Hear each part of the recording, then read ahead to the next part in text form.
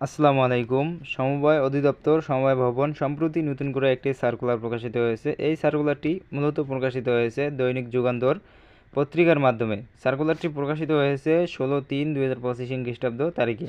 তো ভিউয়ার্স, এই সার্কুলারে 3টি জেলা ব্যতীত বাংলাদেশের সকল জেলার প্রার্থী পুরুষ ও মহিলা আবেদন করতে পারবেন। তো ভিউয়ার্স, যে সকল 3টি জেলা আবেদন করতে পারবেন না, খাগড়াছড়ি, বান্দরবান ও রাঙামাটি পার্বত্য জেলা ব্যতীত সকল প্রার্থীগণ আবেদন করতে পারবেন।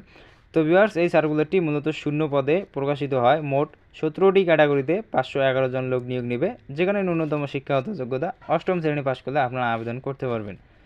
তো ভিউয়ার্স, এই সার্কুলারে আপনারা কিসের মাধ্যমে আবেদন করবেন এবং কি কি শিক্ষাগত যোগ্যতা লাগবে, কত তারিখে আবেদন শুরু হবে, কত তারিখে আবেদন শেষ হবে, তো সম্পূর্ণ বিস্তারিত A to Z এই ভিডিওর মাধ্যমে আলোচনা করা হবে। ততক্ষণে যারা যারা আমাদের ইউটিউব চ্যানেল সাবস্ক্রাইব করেনি, অবশ্যই সাবস্ক্রাইব করে পাশে থাকা নোটিফিকেশন বেল আইকনটি অল প্রেস করে রাখবেন। তো ভিউয়ার্স, চলে যাচ্ছি মূল ভিডিওতে।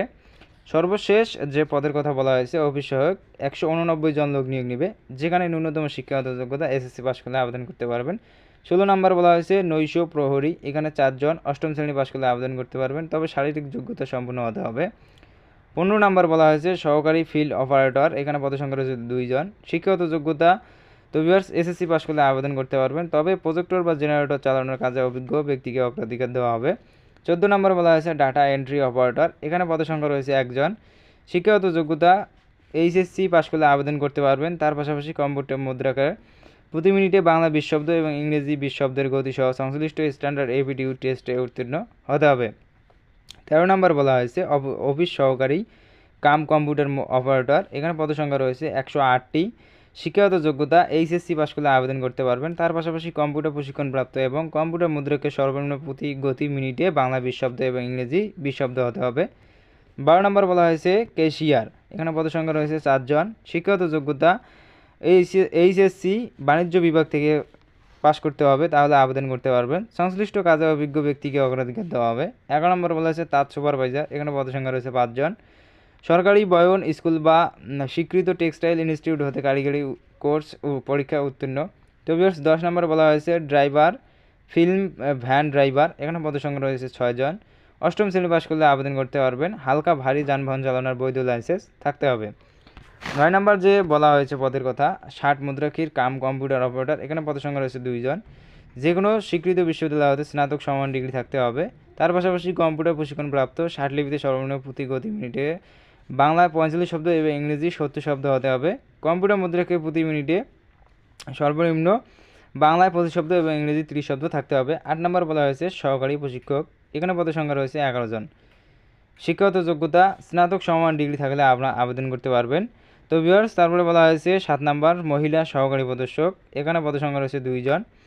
শিক্ষাগত যোগ্যতা যে কোনো বিশ্ববিদ্যালয় হতে স্নাতক সমান ডিগ্রি থাকলে আপনারা আবেদন করতে পারবেন। তো ভিউয়ার্স, তারপরে বলা হয়েছে 6 নাম্বার বলা হয়েছে সহকারী পরিদর্শক, এখানে 105 জন লোক নিয়োগ নেবে, যেখানে শিক্ষাগত যোগ্যতা যে কোনো বিশ্ববিদ্যালয় হতে স্নাতক সমান ডিগ্রি থাকলে আপনারা আবেদন করতে পারবেন। 5 নাম্বার বলা হয়েছে কম্পিউটার, এখানে পদসংখ্যা রয়েছে 2 জন। শিক্ষাগত যোগ্যতা কোনো স্বীকৃত বিশ্ববিদ্যালয় হতে গণিত অথবা পরিসংখ্যান স্নাতক ডিগ্রি থাকলে আপনারা এই পদে আবেদন করতে পারবেন।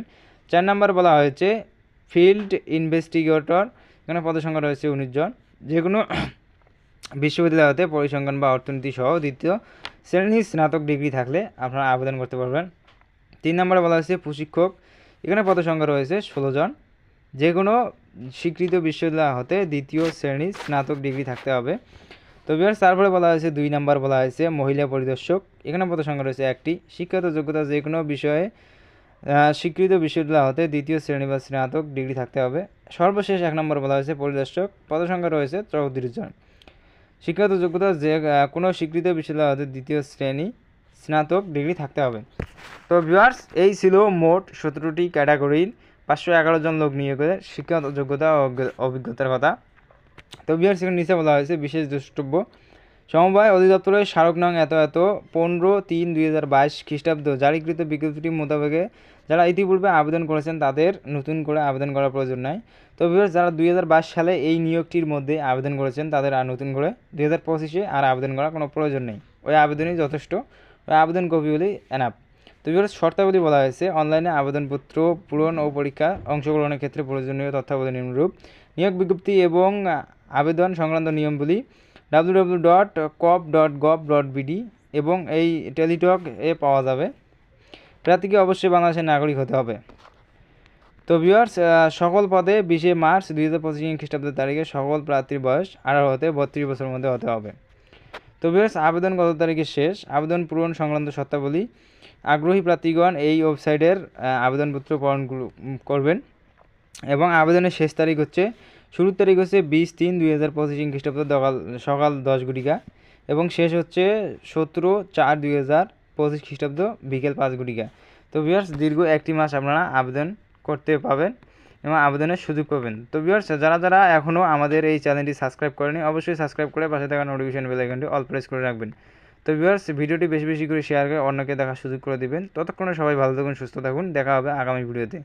সবাইকে খোদা হাফেজ।